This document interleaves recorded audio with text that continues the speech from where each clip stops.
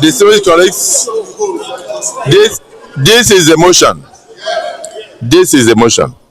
It's very simple. If you disagree with him, move your counter motion. So if you agree with him, you agree with me when I put the votes.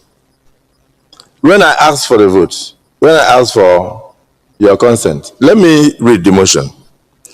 Is earlier motion which passed in our last sitting, he has sought to rescind that.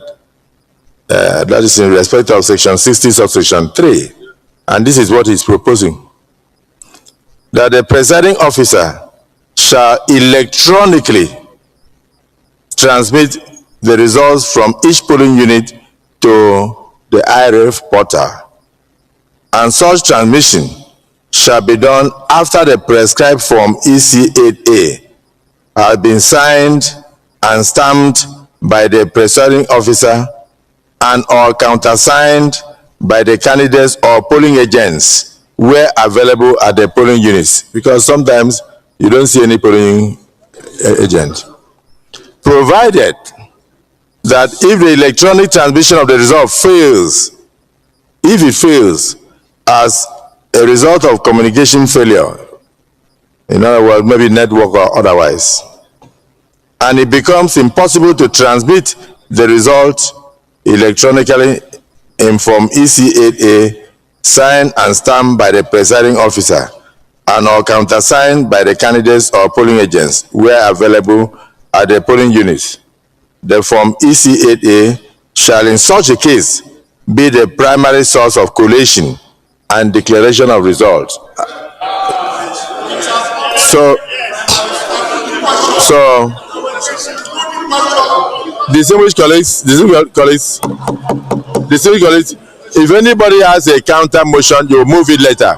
But in the meantime, those in support of the motion as enunciated by Senator Mongunu and seconded by Senator Abamoro, say aye. Aye. And those again say nay. The ayes have it. They thought we weren't watching after days of #OccupyMass protests led by Peter Obi. The Senate has finally been forced into a massive U-turn on the 2026 Electoral Act. Look at the Senate President Akpabio's face. He just moved to rescind the decision that banned electronic transmission. They have now officially agreed that the result must be sent to the IReV portal directly from the polling unit. But wait, don't celebrate yet. Listen closely to what he said. He said if the network fails, they will use the paper form as the primary source. What many don't know is that this is the exact loophole used in 2023. If they can fake the network, they can change your vote on paper. You see, most people already thought we won when the Senate announced an emergency plenary sitting on Tuesday, the 10th of February 2027. Because they came out to protest, unknowing to them that Senator Godswill Akpabio and the Tinubu administration is hell-bent on ringing the upcoming presidential election. Anyways, do you think this is a victory for Peter Obi and the people, or a legal trap for 2027? Tell me what you think in the comments. Subscribe to RobinNewz for the unfiltered truth. The best stream media will tell you.